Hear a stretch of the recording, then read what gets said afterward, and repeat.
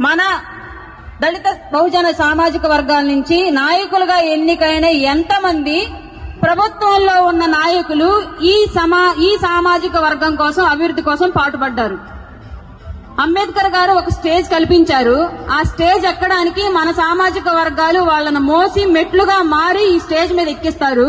ఈ స్టేజ్ మీదకి వచ్చాక స్టేజ్ కింద ఉన్న వాళ్ళని ఎంతమందిని పై స్టేజ్ కి తీసుకురావడానికి ఎంతమంది దళిత నాయకులు ట్రై చేశారు? ఒక్కసారి చెప్పండి ఎవరైనా సరే. ఏ పార్టీ అన్న అధికారంలో ఉండనివ్వండి, దాన్ని కాదన్న, ఏ పార్టీ అన్న అధికారంలో ఉండనివ్వండి, సామాజిక వర్గాన్ని వెంటేసుకొని తిరిగి జెండా పట్టుకొని నేను ఆ సామాజిక వర్గాన్ని ఉద్ధరిస్తాను అని చెప్పి అతని చేతికి అధికారం వచ్చిన తర్వాత ఆ సామాజిక వర్గం గురించి పట్టించుకున్న నాయకులు ఎంతమంది ఉన్నారు ఇప్పటివరకు? ఏ ప్రభుత్వంలో అయినా సరే ఈ రాష్ట్రంలో ఇప్పటి వరకు మాట్లాడారు, ఫలానా వ్యక్తి బాగా చేశారు అని చెప్పేసి. రాజకీయం మాట్లాడినన్నాను కాబట్టి పేరు ప్రస్తావించను, చెప్పిన మాటమే కట్టుబడి ఉంటాను.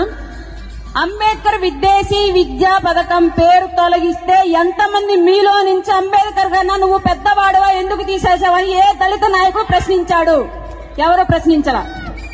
బహుజనుల సామాజిక అభివృద్ధికి సంబంధించి నిధులు తొలగిస్తే ఏ దళిత నాయకుడు ఆ విషయం మీద గొంతెత్తి ఆ సామాజిక వర్గం తరపున నిలబడ్డాడు?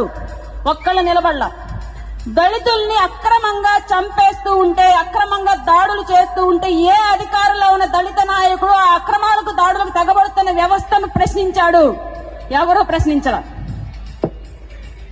ఎక్కడైతే మిమ్మల్ని నిలబెట్టిన సామాజిక వర్గం అణచివేతకు గురవుతోందో అక్కడ ఆ సామాజిక వర్గం తరపున నాయకులుగా ఉన్న మీరందరూ చేతులు కట్టుకుని మోకరిల్లారే తప్ప అగ్ర సామాజిక వర్గాల ముందు మిమ్మల్ని నాయకులుగా చేసిన సామాజిక వర్గం గురించి మీరెవరూ నిలబడలా.